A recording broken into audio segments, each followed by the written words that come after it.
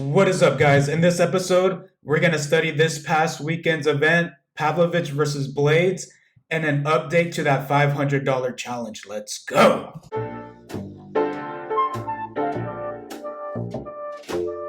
Okay, guys, first things first is we're going to look at the winning lineups for each contest, the core and the Reignmakers. For the core contest, at our captain spot, we have Pavlovich, still running through fools over in the first round. Props to him. He got the W in the first round. Scored very highly with that. If you had him in your captain spot, you did very well here. Second, fighter Silva. He was one of my picks. I was liking Silva. He knocked out Tavares in the first round. Also got the first round. Scored 109 points. Wells came back from the dead. I thought that dude was done. I thought they should have stopped the fight in the first round. But he came through. Got the decision, scored highly, got 6 takedowns, utilized his wrestling. Keep an eye out for him. We now know he has that wrestling upside, especially when he's hurt. Jackson, first round KO. Rani Yaya, I think he's about donezo.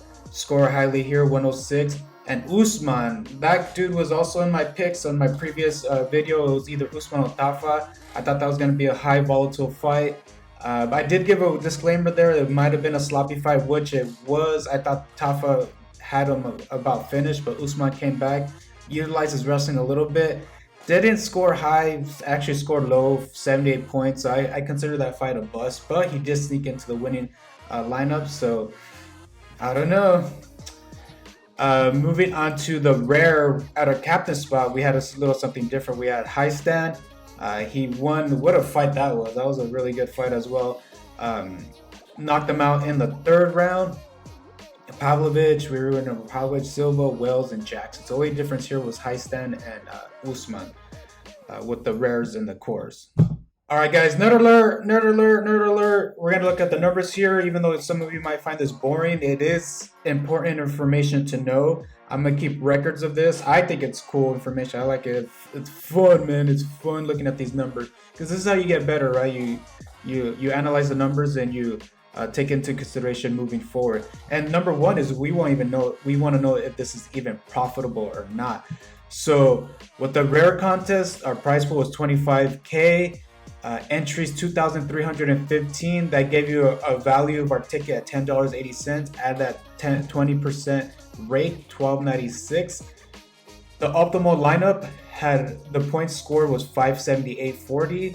To min cash was 336.22. The winning lineup costed $16. My lineup, we were very efficient with these lineups, was at 976 and 898. Moving on to the core lineup, $10,000. I'm sorry, 10 G's for the prize pool. 2,735 entries, so very similar to the rare contest. Entry value was $3.66. Tack on that 20%, $4.39. Optimal lineup was slightly lower at $570.62. And min lineup to cash out was $330.01. Winning lineup wasn't very efficient at $12.29. My entry was $505, so right about where the value of the general admission was. Okay, so one thing I wanted to point out about this, I did add 2 columns, the optimal lineup points and the min cash points. The core lineup, it seems like it's easier to cash out, but it's harder to be more efficient in that lineup as far as the way you use capital. As we can see, the winning lineup, it was more efficient here compared to the general admission, and it was easier to stay under that salary cap. So what this is trying to say is that it's easier to cash in the core contest, but it's more difficult to be efficient with your money in that contest. And this leads us to my next point that I wanted to go over as far as ownership between cores and rare. The core contest, it's the more expensive fighters are lower owned, so that's why it's less efficient here. You're gonna have to spend up to get different. Bobby Green, Montel Jackson, look at them. Montel Jackson in the core contest was only 16% owned, whereas in the rare contest he was 31% owned, so less than half percent owned. So it seems like core contests, people are just playing their throwaway cards. Again, a lot of people are buying packs and playing their best cards in the rare contest, and their leftovers are they're playing for the core, or they're going for the cheaper core cards and just playing volume, just trying to play a lot of lineups because they can afford to play a lot of lineups. Whereas in the rare, it's a little more difficult to afford a bunch of lineups, and therefore you're a little more picky with your lineups. So this is just good information to know going forward. Is that as far as ownership, rares, their price reflects their ownership, whereas core contests, it's the inverse of that. The ownership, the higher the ownership, generally the lower the cost. Not to get too carried away with guys like or women like Brogan Walker and Ronnie Yaya, those ones at the very bottom of the list where it's pretty much guaranteed they're going to lose. Those will still stay at a low ownership with even in the core contest. So to wrap things up, we're going to look at the challenge, the $500 challenge. Again, we started anew. I decided to inject this challenge with $400 more, so we're starting with $500 now.